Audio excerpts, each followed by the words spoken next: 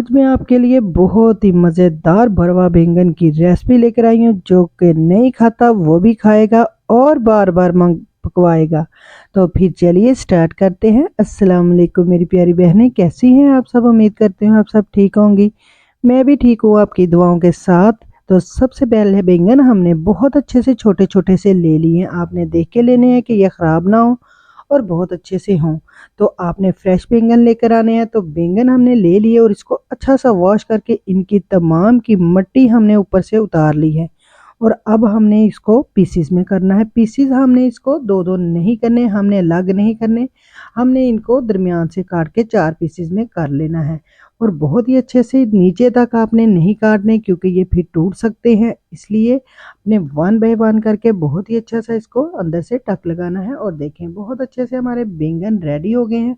अब हम साइड पे करेंगे इसको और उसके बाद इसका मसाला तैयार करेंगे। सबसे पहले हमने 2 चम्मच के करीब बेसन लिया है। हाँ, बेसन इसलिए कि ये इससे बहुत अच्छी इसकी फीलिंग आएगी। तो उसके साथ ही हमने नेक्स्ट मसाला हमारा है हल्दी। हल्दी हमने हाफ चम्मच के करीब इसके अंदर शामिल करनी है। उसके साथ ही 1 चम्मच भर कर आपने सुरख मिर्च का इसके अंदर शामिल कर देनी है।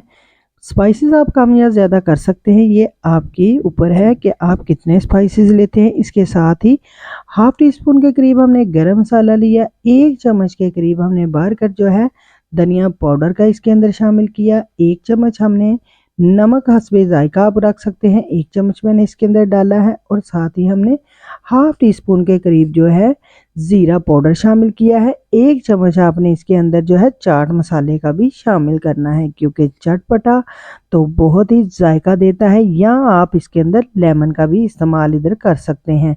तो इसके साथ ही हमने इसके ऊपर थोड़ा सा घी भी इसके अंदर डालना है। 2 चम्मच के करीब आपके इसके ऊपर घी शामिल करें, ताकि ये सूखापन जो इसका है वो ख़त्म हो सके और बहुत ही अच्छा सा ये इसका मिक्स हो सके। तो हमने घी शामिल किया है और इसको अच्छा सा आपने मिक्स कर लेना है। अगर चम्मच से नहीं हो रहा तो आपने हाथों की मदद से इसको बहुत ही अच्छा सा मिक्स करना है। कश्मीरी लाल मिर्च हमने हाफ टी स्पून के करीब डाली है, ताकि ये बहुत अच्छा इसका कलर भी आ सके। तो इसको हमने एक एक बैंगन उठाना है और उनको खोल के हमने इसके अंदर बहुत अच्छा सा मसाला भरते जाना है, क्योंकि मसाला आपने इसके चारों तरफ लगाना है और इसके अंदर अच्छी तरह भर देना है। क्योंकि ये मसाला ही हमारा इसके ऊपर जब जाएगा तो ये इसके साथ बहुत ही अच्छे से बैंगन हमारे जायकेदार और मज़ेदार होंगे। शायद ही आपने ऐसे बैंगन खाए होंगे। तो ये देखें हमने तमाम बैंगन का मसाला भर लिया है। अब हमने 1.5 चम्मच या 1.5 कप के करीब आपने इसके अंदर घी शामिल करना है। उसको अच्छा सा आपने गर्म कर लेना है। गर्म करने के बाद 1 बाय 1 करके आपने तमाम बैंगन जो है इसके अंदर शामिल कर देने हैं और इसको आपने मिक्स करते जाना है, ताकि बहुत ही अच्छे से ये चारों तरफ से जो है फ्राई हो सके। क्योंकि फ्राई हमारे करना बहुत ही अच्छा से है, ताकि इसका फ्राई हो और इसके अंदर से भी मसाला जो है पक सके। तो इसको आपने तकरीबन 5 मिनट लगेंगे। आपने ढक कर इसको ज़रा पका लेना है, ताकि इसके अंदर तक जो है इसकी पकाई हो सके। अब फ्राई भी हो गए हैं और अंदर तक हमारे तकरीबन हाफ कुक से ज़्यादा ये कुक भी हो गए हैं। तो हमने इनको निकाल के अलग कर लेना है। अब उसके अंदर हमने डाला है 1 चम्मच के करीब ज़ीरा और साथ ही हमने इसके अंदर डाल दिया है वो उसी घी में हमने इसके अंदर अदरक लहसुन का पेस्ट शामिल कर दिया है, जो कि 1 क्यूब की शक्ल में है। हमने ये 2 चम्मच के करीब है। बाकी जो प्याज थे हमने उनको अच्छा सा ग्राइंड करके इसके अंदर शामिल करना है, क्योंकि मसाला हमारा खड़ा नहीं होना चाहिए। हमें मिक्स मसाला चाहिए जो कि बहुत ही फ्लेवरफुल आएगा। तो वो हमने ग्राइंड करके इसके अंदर प्याज 3 से 4 प्याज से छोटे मीडियम साइज़ के, तो वो आपने इसके अंदर शामिल कर देने हैं। जब हल्का सा गोल्डन हो जाए तो उसके अंदर आपने सुरख मिर्च, धनिया पाउडर, नमक, ज़ीरा, ज़ीरा पाउडर और साथ ही आपने हल्दी और साथ ही आपने ब्लैक पेपर भी थोड़ी सी इस्तेमाल करनी है। और इसके अंदर हाफ चम्मच के करीब आपने दड़ा मिर्च यानी चिली फ्लेक्स शामिल किया है और चाट मसाला इसके अंदर भी जाएगा। और साथ में इसके अंदर हमने कश्मीरी लाल मिर्च शामिल की है।